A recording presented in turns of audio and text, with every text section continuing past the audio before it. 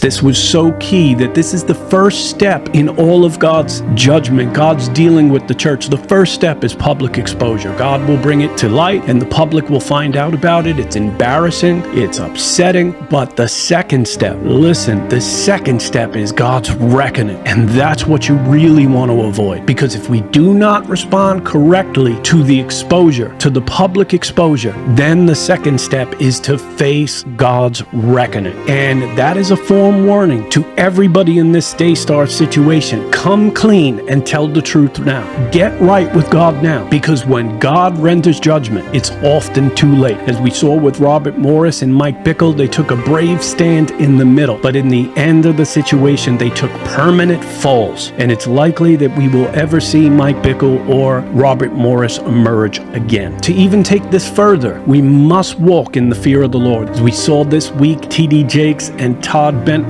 both falling into health crises and stuff, and some people are suggesting, is that the judgment of the Lord? Hey, I don't know for certain, but I wouldn't rule it out completely. And the church is going to come back to the stage of the fear of the Lord in the church, where Ananias and Sapphira were playing games and they left the face of this planet Earth. And that's often a God that we don't talk about, but it's often necessary to have the fear of the Lord in the church, because God does and will send some people to hell.